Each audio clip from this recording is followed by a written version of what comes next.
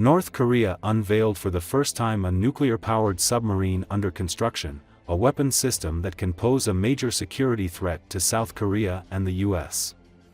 According to Associated Press, state media on Saturday released photos showing what it called a nuclear-powered strategic guided missile submarine, as it reported leader Kim Jong Un's visits to major shipyards where warships are built. The images have not been independently verified. Two of the images appear to show Kim beside the hull of a submarine. The rest of the images show Kim looking at ships, with parts of the images blurred by the North Korean Central News Agency. KCNA didn't provide details on the submarine, but said Kim was briefed on its construction. KCNA did not say when and where Kim visited these building facilities.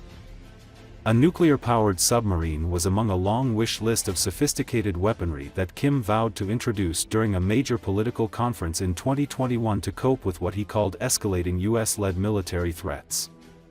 During his visits to the shipyards, Kim said North Korea aims to modernize water surface and underwater warships simultaneously. He stressed the need to make the incomparably overwhelming warships fulfill their mission to contain the inveterate gunboat diplomacy of the hostile forces, KCNA reported Saturday.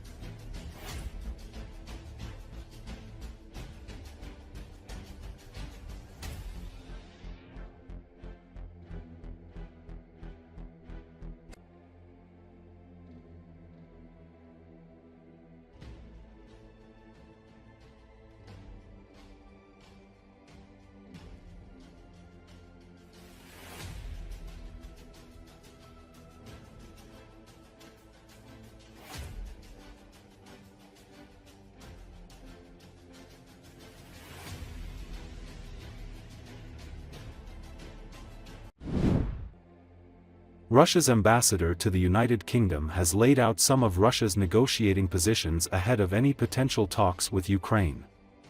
According to Associated Press, speaking to British broadcaster Sky News, Andrei Kellen laid out the Kremlin's worldview, saying, "What we need is a new Ukraine as a neutral, non-nuclear state, that issues of neo-Nazism and a nationalism should be out of the law.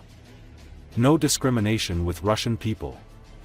Sanctions abolished, of course, and territorial situation should be recognized." European Union leaders on Thursday committed to a massive step in defense cooperation following decades of hesitation, spurred by US President Donald Trump's repeated warnings that he would cut them adrift to face the threat of Russia without America's overwhelming military might. When pushed on Europe's newfound unity, the ambassador suggested that the United Kingdom, Germany and France were all vying to lead European rearmament and asked, "Are they going to do with these toys after the conflict will be over?" And asked about Donald Trump, Kellen said, "He is on his own side. He is on the American side, and he's on the side of the common sense.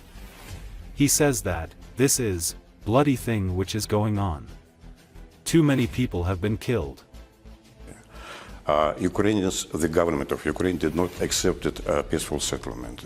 If you will look into what has been achieved in the draft treaty in Istanbul, and I have looked at it once again, it is an interesting thing really, because the bulk of political settlement, including the guarantees, was in the treaty.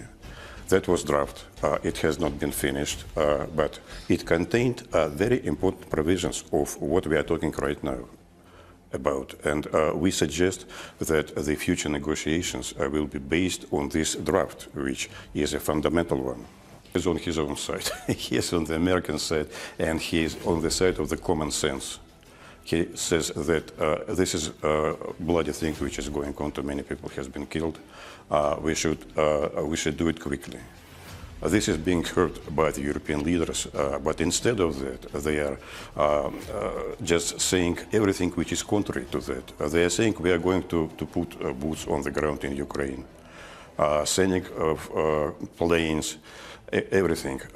and they know that this is not acceptable to us. By the way, United Kingdom was always dreaming to build bases in Mariupol and Nikolaev, maritime bases. It was all in the plans, in the previous plans. So we do not accept that, and we categorically reject that. And I will say to you more, because in this draft treaty, which has been nearly agreed in Istanbul, there are guarantees. It is even called on neutrality of Ukraine and international guarantees.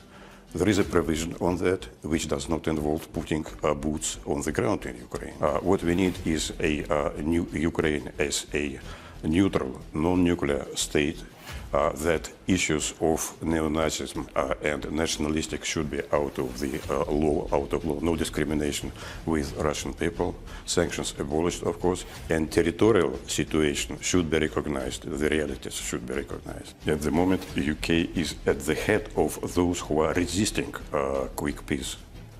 Although who will be the leader here? I hear France would like to be the leader of this movement in Europe. UK also would like to have a leading position. Germany also would like to have a leading position in the efforts of rearmament, in the efforts of political things and all of that.